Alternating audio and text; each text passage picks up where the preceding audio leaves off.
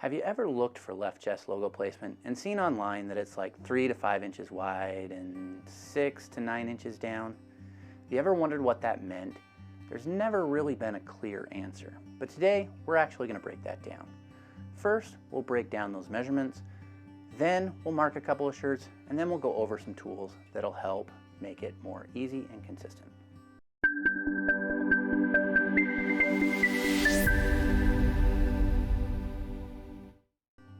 Before we get started, all of the tools that we're going to use today are going to be links below in the description, as well as a link to the placement guide that we're going to be going over. That's going to take you to Madeira USA, where if you sign up, you're not only going to get the placement guide, but you're going to get tips and tricks from Madeira USA delivered to your inbox. Let's talk about the range first. Now, if we look at 3 inches over and 6 inches down, that's going to be for our small shirts. And for every size that we go up, we're going to move it out a little bit and down a little bit. And that's why there's a range, is because it depends on the size of the shirt that you're doing, as well as whether or not it's a men's or a woman's shirt. Let's go ahead and start marking some shirts, and I can explain a little bit as we go along. So first, we have a 2 extra large shirt. We'll go ahead and fold this out.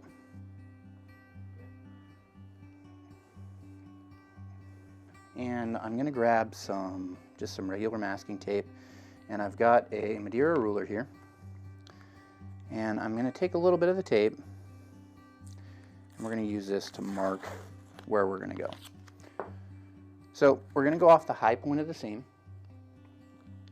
which is right here, and we're going to come down 7.5 inches, and we're going to go over 4.5 inches. So I like to measure from the middle of the buttons on the placket, and it's going to be about 4.5 inches over.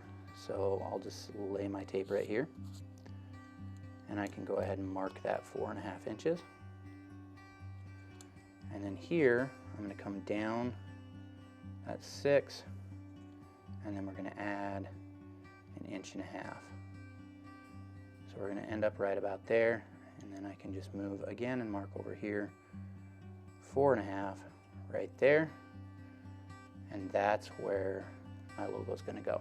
And I like to circle it so that when I have a lot of marks on the tape, I actually know exactly where it's going to go. So this is for a men's 2 extra large. Now let's look at doing a t-shirt. So we'll just move that out of the road. And here I've got a t-shirt. It is a unisex shirt. So generally when I do unisex shirts, I like to do a woman's placement, mostly because a woman's placement is just a little bit higher up on the shirt. Now with t-shirts, I find it easiest to actually take it, and we're going to fold it in half. We'll get it folded nice, kind of right in the middle, and get it kind of clean. And I'm actually going to run my finger right along here. If I had like an iron handy, I would just go ahead and iron it, but I don't right now, so we're just going to kind of press that seam a little bit so that when I fold it out, I can see where I marked, and I like to keep that nice and centered. Now this is a large t-shirt, so for this one we're going to go down or over 4 inches and 6 1/4 down from the seam. So again, this is going to be, we're going to mark it here, and we're just going to put some tape on there right about there. And I'm coming from the center part of the shirt, and I go over 4 inches, and then I'm going to come down from the shoulder. Again, we're going to go 6, and then we're going to add 3/4 inch. So we're going to go right there, and then that's where we're going to put the logo.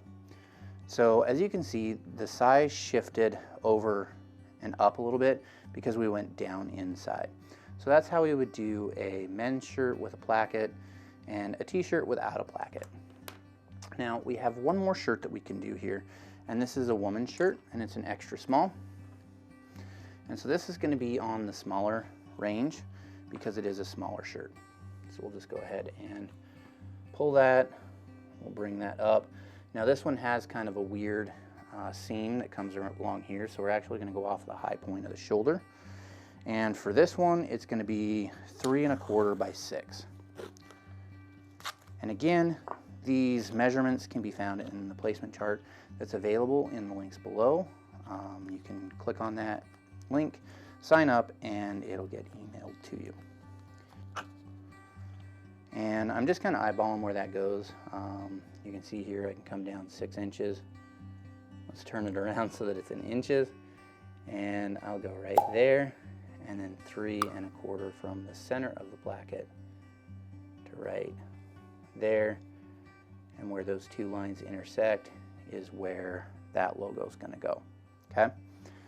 So that's how we would measure and mark the 3 shirts based off of the guide that we have available. Now let's talk about some tools that make it a little bit easier. I'm going to go ahead and take this tape off and plop that down there. So here we have the embroiderer's helper.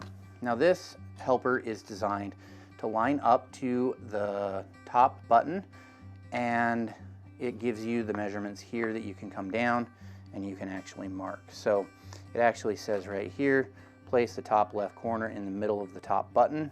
So for this shirt, we can just line it up right here like that, and you can see it's got both sides, whether or not you're doing left chest or right chest. So we're going to bring that up, we're going to line that up to that top left button, and you can see that we've lined it up with the placket. Now we have small, medium, and large here, and we're going to put this where the small would go. So we're just going to take a little bit of tape off, and I'll raise this up like that, place that down, and now we have where our logo is going to go right there. Now this placed it a little bit lower than we did. One of the things to keep in mind is that when you pick a tool that you're going to use is to stay consistent with that measurement. That way, when your customers come back later, you're always making sure that they're getting shirts with the same logo position every time. Some customers will actually request different placements based on their body type or whether or not they like it a little higher or lower. It's always good to mark this down in your order book so that you know the next time they come back in that you can get the same placement every time.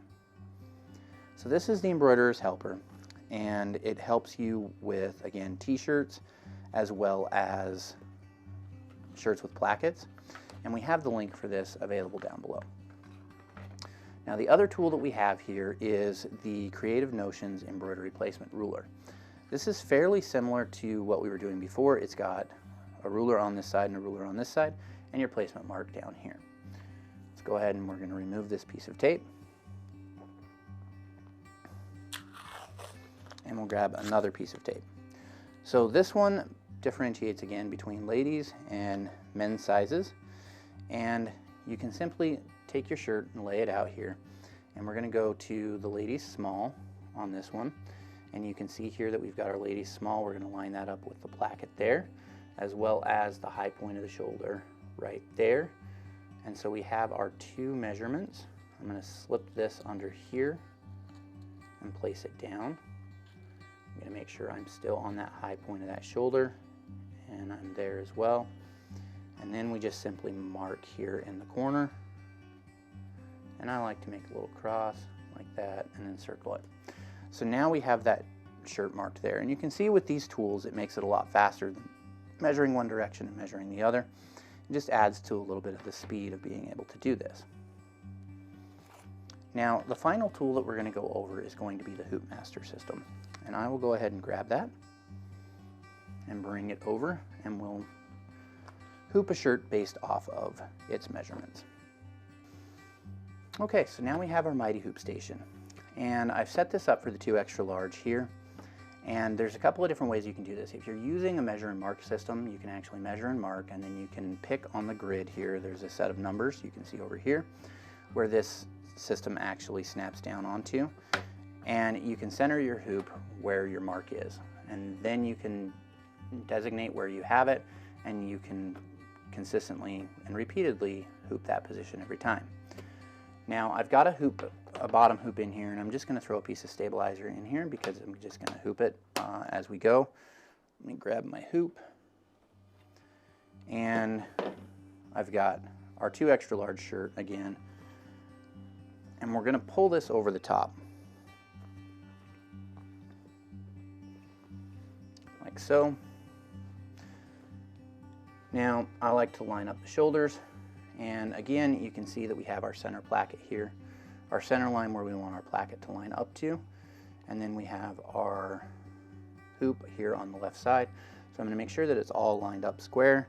I'm going to make sure that we don't have any wrinkles in the fabric, so I'm going to just pull this down a little bit here and bring that back so that it's nice and smooth, and then you simply place your magnetic hoop over the top and you snap it down. And now it's ready for embroidery. It's nice and taut, and you can just take it and put it on the machine, and you center your logo in the center of the hoop. Or if you have marked and you've hooped a little bit off, you can adjust your machine to that. Now this is the 5.5-inch Mighty hoop in the Hoopmaster system. Okay, so we've broken down the measure and mark system, as well as supplied a guide down below in the links. We have the embroidery placement ruler from Creative Notions that you can get a link down below as well, and the embroiderer's helper, as well as the Hoopmaster Mighty Hoop system. And we also measured and marked using the Madeira USA ruler. If you guys like this video, please like and subscribe, and we'll catch you on the next one. I'm Jeff with Madeira USA.